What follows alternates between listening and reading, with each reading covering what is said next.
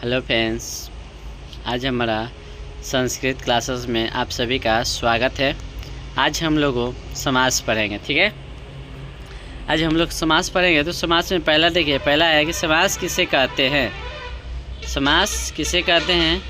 दो या दो से अधिक शब्दों के मेल से उत्पन्न विकार को समास कहते हैं। दो या दो से अधिक, दो या दो से अधिक शब्दों के मेल से उत्पन्न विकार को समास कहते हैं। समास के 6 भेद होते हैं। समास के कितने भेद होते हैं? 6 भेद होते हैं। पहला है अव्ययी भाव समास, दूसरा है तत्पुरुष समास, तीसरा है कर्मधारय समास, चौथा है बहुब्रीहि समास, पांचवा है द्विगु समास और छठा है द्वंद्व समास। ठीक है, अब यहाँ पे देखिए, पहला है क्या? अव्ययी भाव समास। पहला क्या है? अव्ययी भाव समास। तो वैसा समास जिसका पहला पद प्रधान या अव्यय हो उसे अव्ययी भाव समास कहते हैं। जैसे अनुरामम, अनुरामम के क्या बनाएंगे? रामस्य पश्चात, यानी कि राम के बाद। ठीक है, अनुरामम मतलब राम के बाद। अनु विष्णु मतलब विष्णुओं पश्चात, मतलब विष्णु के बाद। अनुरूपम रूपस्य योग्यम। ठीक है, रूपस्य योग्यम, रूप के योग्य। ठीक है, उसके बाद है अनुगृहम। तो इसका हो जाएगा संधि विच्छेद। क्या हो जाएगा? संधि विच्छेद समास विग्रह करेंगे इसका, तो क्या हो जाएगा? गुणस्य योग्यम, उपगंगा, गंगाय समीपम, उपनगरम, नगरस्य समीपम। उसके बाद है कि निर्मलम के क्या बनाएंगे? मलस्य अभाव।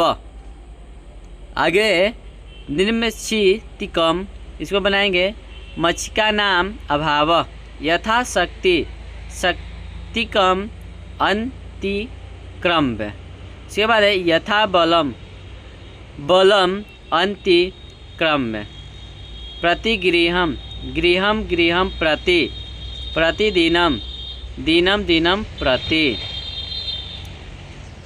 उसके बाद है पर्यर्थम, तो अर्थम अर्थम प्रति। ठीक है, अर्थ प्लस अर्थ बोल सकते हैं। नोट, एक ही शब्द की आवृत्ति होने पर अव्ययी भाव समास होता है। जैसे कि दिन दिन, तो प्रतिदिन हो जाएगा। ठीक है, उसके बाद हम लोग देखें दूसरा समास। दूसरा समास क्या है? तत्पुरुष समास।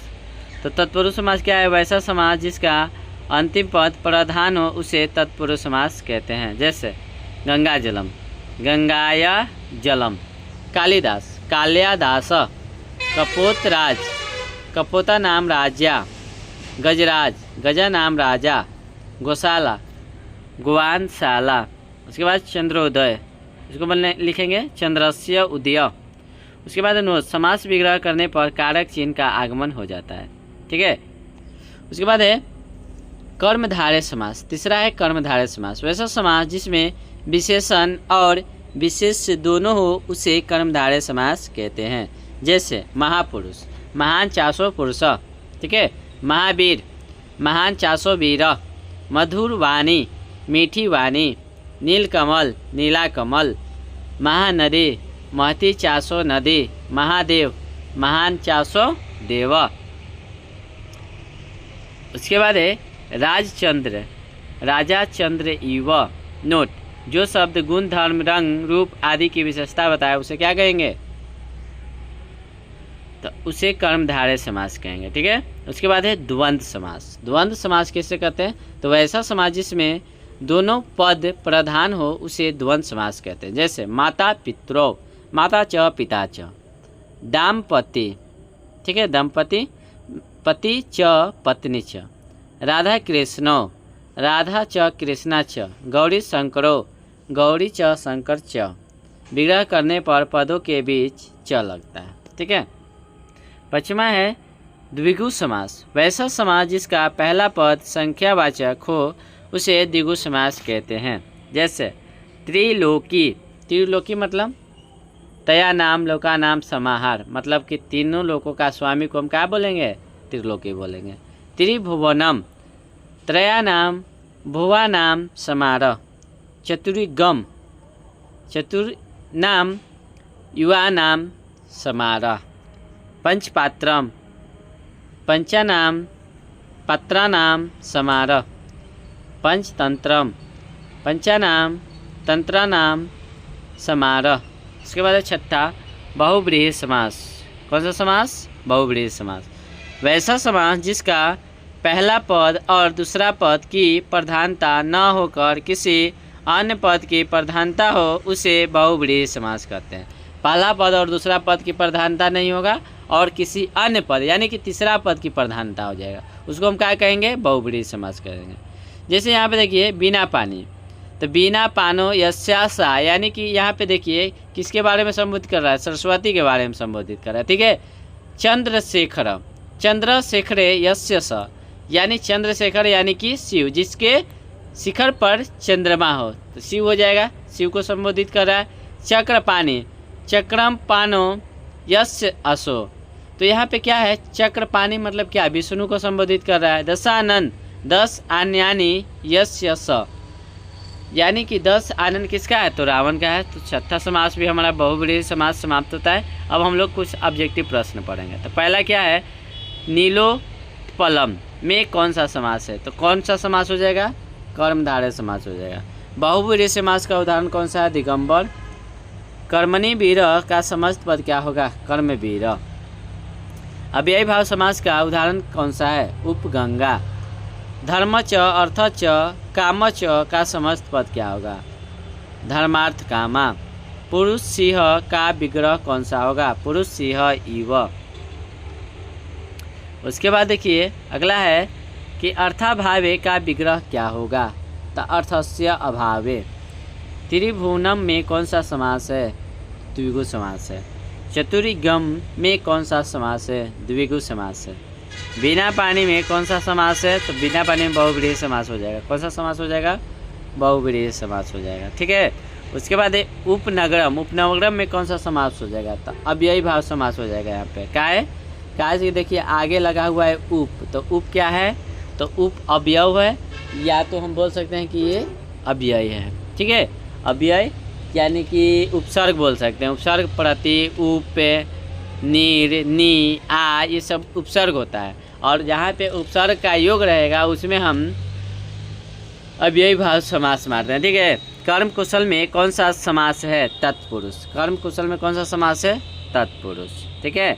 उसके बाद है महापुरुष में कौन सा समास है? महापुरुष में कौन सा समास हो जाएगा? कर्मधारय हो जाएगा। अनंत में कौन सा समास है? तो नैय्य समास है। ठीक है। जहाँ आगे अगर अ लग जाएगा तो उसको हम नैय्य समास बोलते हैं। जहाँ पे अ लगा हुआ रहेगा ना शुरू में, उसको हम क्या मानते हैं? नैय्य समास बोलते हैं। यथाशक्ति कौन सा समास है? अव्ययी भाव समास है। उसके बाद है पानी पादम में कौन सा समास है? तो द्वंद्व समास है। देवदानों में कौन सा समास? द्वंद्व समास। कमल मुखम में कौन सा समास? तत्पुरुष समास। उसके बाद देखिए दिगंबर में कौन सा समास है? तो दिगंबर में हो जाएगा बहुव्रीहि समास।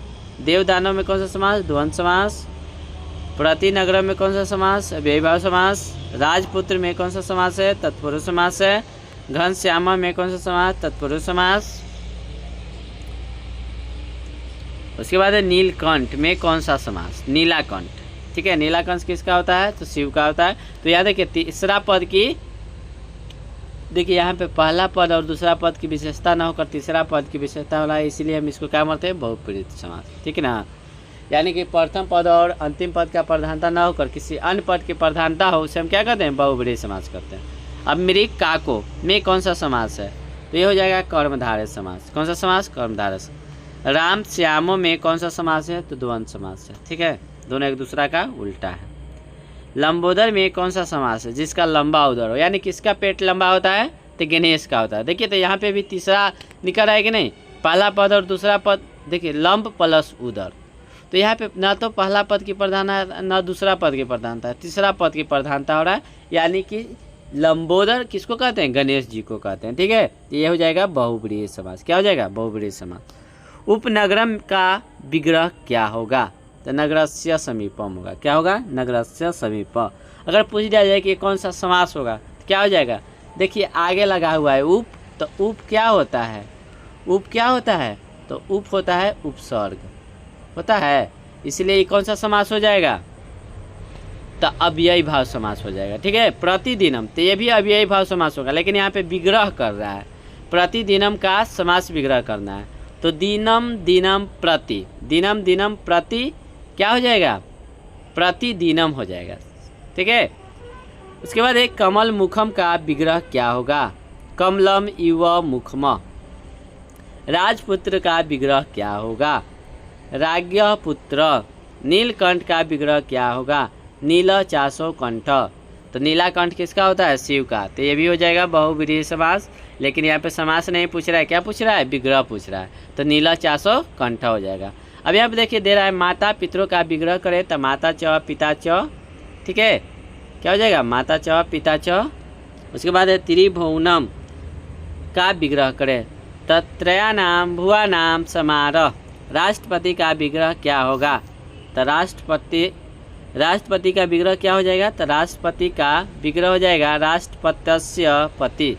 महावीर का विग्रह क्या होगा, महानवीर। उसके बाद है महात्मा का विग्रह क्या होगा, तो महान आत्मा, महात्मा।